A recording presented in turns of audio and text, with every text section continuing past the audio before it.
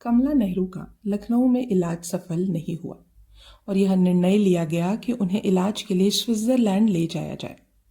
जवाहरलाल नेहरू की वापसी के बाद से इंग्लैंड में उन्होंने बहुत कम पैसे कमाए थे। शादी और पिता बनने के बाद स्थिति बदल गई। अपने परिवार की सभी ज़रूरतों के लिए अपने पिता पर निर्भर रहना उनके लिए बेहद अपमानजनक था। खर्च चाहे कितना भी मितव्ययी क्यों न हो, मोतीलाल नेहरू सत्तावादी थे। उन्होंने उदारता से पेश आते थे, लेकिन कभी कभी दबाव में डाल सकते थे। कमला स्वभाव से संयमी थी। उसकी ज़रूरतों को न्यूनतम स्तर तक कम कर दो।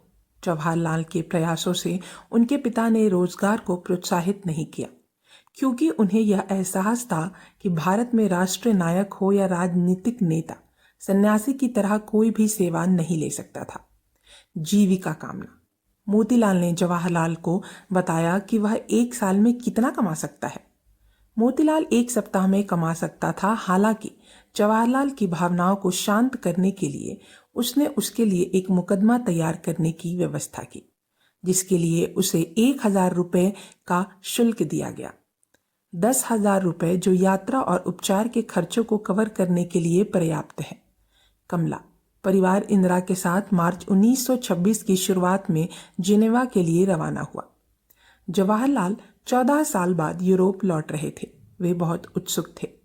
तेजी से बदलती दुनिया का अवलोकन और आकलन करना, उससे संपर्क स्थापित करना, उसके दिशा परिवर्तन के लिए जिम्मेदार पुरुष और महिलाएं और समर्थन प्राप्त करने के लिए भारतीय स्वतंत्रता संग्राम के लिए परिवार ने 46 बुलवोर्ड डी में एक फ्लैट किराए पर लिया। ट्रेंच ने जिनेवा को अपना मुख्यालय बनाया। कमला का इलाज शुरू हुआ।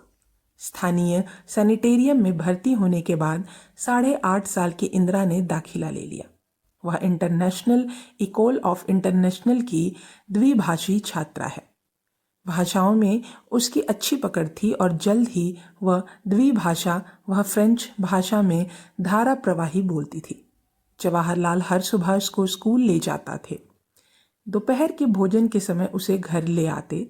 दोपहर के भोजन के बाद उसे वापस स्कूल ले जाओ और शाम को उसे घर लाने के लिए फिर से स्कूल जाना पड़ा। यह एक थका देने वाला सफ़र था। ट्रेन और ट्राम से यात्रा और फ्लैट से फ्लैट तक लगातार आना जाना, उसका अधिकांश समय स्कूल में ही बीत जाता था। उन्होंने जल्द ही इंदिरा को अकेले स्कूल जाने देने का फैसला किया। कमला चिंतित। इंदिरा आत्मनिर्भर और सक्षम महसूस कर रही थी। मुझे यह ज़बरदस्त एहसास हो रहा था कि जिम्मेदारियों के मामले में मुझे नहीं लगता था कि कोई सीमा रेखा है। मुझे लगता था कि मैं देखभाल कर रही हूँ। मैं खुद की देखभाल कर रही थी और चाहे मैं कर रही थी या नहीं, मुझे लगता था मैं अपनी देखभाल कर रही हूँ। उसमें एक दृढ़ता थी जो उसकी उम्र के अधिकांश बच्चों में नहीं पाई जाती थी। उसके विद्यालय में शिक्षा का स्तर उच्च था। विद्यालय ने बच्चों को प्रकृति के करीब रखने से उनकी इंद्रियों को विकसित करने में मदद मिली और उन्हें प्रोत्साहन मिला। परियोजनों कार्य को प्रोत्साहित किया गया और इंदिरा ने खर्च का वर्णन किया। वह घंटों तक अपने आसपास के प्रकृति की सभी हरी भरी चीजों को इकट्ठा करती रहती। उसने स्कूल के अन्य बच्चों की तरह कपड़े पहनना शुरू कर दिया था। स्मार्ट तरीके से कटे हुए कपड़े, ड्रेस, छोटे बालों में रिबन से बंधी एक सुंदर माला, सफेद मोजे और काले जूते एक पट्टे के साथ। जब अल्बर्ट आइंस्टाइन उनसे मिलने आए तो वह वहां मौजूद थे और उन्होंने मेजबान की भूमिका निभाई। जवाहरलाल वह पूरी बैठक में बैठी रही और जो कुछ भी हो रहा था उसे ध्यान से सुनती रही। हालांकि उसे बातचीत का ज्यादातर हिस्सा समझ नहीं आया, फिर भी उसने कहा। जवाहरलाल उसने उसे अपनी यात्राओं में साथ आने के लिए प्रोत्साहित किया। वह उनके साथ थी जब वह लेखक और दार्शनिक रोमेन रॉलैंड से मिलने गई, जो वहां रहते थे।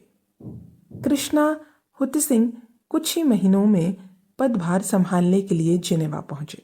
नेहरू परिवार को उम्मीद थी कि वे वापस लौट आएंगे।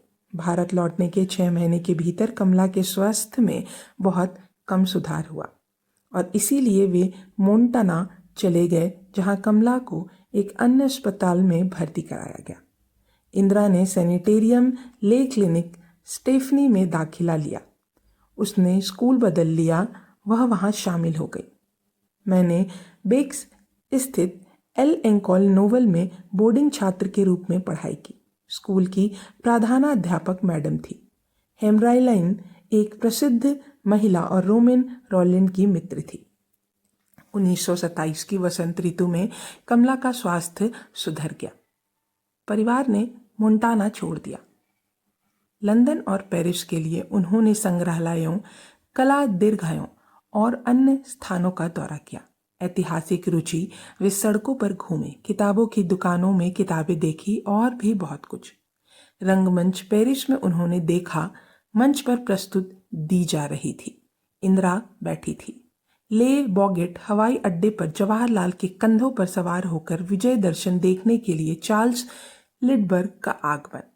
अटलांटिक महासागर के पार अकेले उड़ान भरने वाले पहले व्यक्ति। न्यूयॉर्क से पेरिस तक रोमांच की भावना और युवाओं का साहस। अमेरिका उत्साहित पिता और पुत्री। जवाहरलाल के विचार जो उन्हें व्यक्त किए। इंदिरा के साथ साझा की गई बातें भारत के भविष्य के ओर मुड़ गई। उन नौजवानों की ओर जो भविष्य में भारत के भविष्य भारतीय आकाश में उड़ान भरना। इंदिरा अपने पिता के उत्साह और उनके सपनों में भागीदार थी।